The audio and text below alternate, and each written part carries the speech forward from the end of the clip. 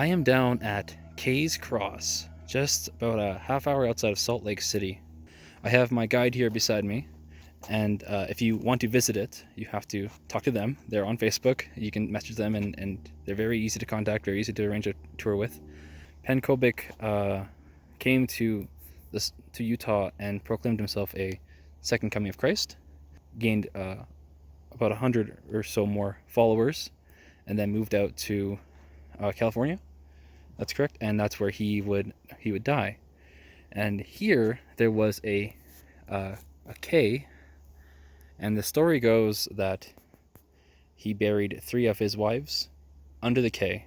The claim is that one of his wives is buried standing up. And in the 90s, I believe it was, somebody came and blew up the cross, blew up the K. But the police never really investigated into it, and no one really knows who did it. Now, since then, there's been satanic rituals held here, and there was a suicide just to the left of me on this tree. You can't see in the dark. That's okay. There's a tree there. Trust me. I'll lighten this up later. And a gentleman hung himself there. Now, my guide says that his father knew that gentleman. My guide said that this area is very paranormal, very haunted. He shared one of his personal experiences with me, what he saw here. I am cold here, but we are in a valley with water, so maybe it's that, maybe it's the spirits. It's a very interesting location. This location was on Ghost Adventures, making this the 3rd location now that I've been where they have also been. And my guide was telling me that in that episode they find a bundle of bones and hair and other stuff, and that they bury it, and that it is still buried here, just about in that area there. Obviously, we're not digging it up for various reasons, and because it's covered in snow.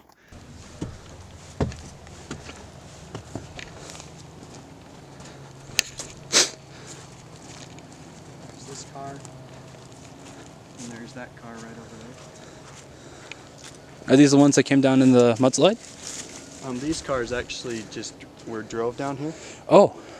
Just left here, because there's a road that they can use right there. It actually comes down through here.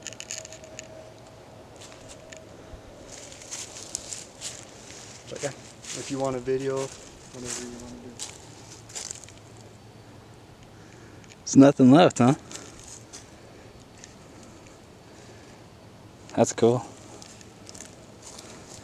Yeah, could we walk through the house? Yeah. Or do a video? Yeah. If you want me to do lighting or use your phone, either way's fine. I got this, and I got this as the video recorder. I'm good. Okay, you can go ahead. Okay, by myself? Yeah. Okay, sure. I'll just be up there if you need anything. Yeah, I'll scream if something happens. Okay.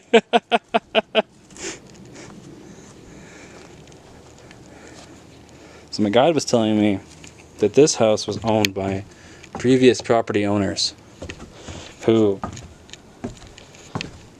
lived here when the cross got blown up in the 90s. The story goes that after the cross was blown up, the people who did it thought that these people that lived here were the people who lived here were the ones who were doing the rituals. Man, it's spooky down here by myself. I was just with the guide, and it wasn't that bad, not by myself. And it's like, ooh, spooky stuff.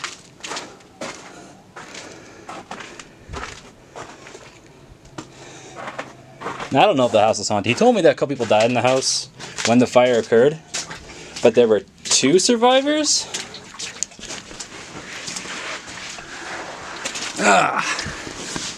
Alright, that's frozen. Hold on a second, camera. Alright. Yeah, it's a black wall. Now, these handprints here, he said, are made by them for the Halloween things they do. But there is a symbol here. It says hi and a hand. And he says that they didn't put that there.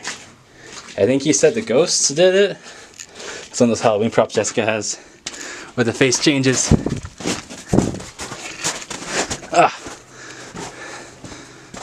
And that was the remains of the house. Not much is left.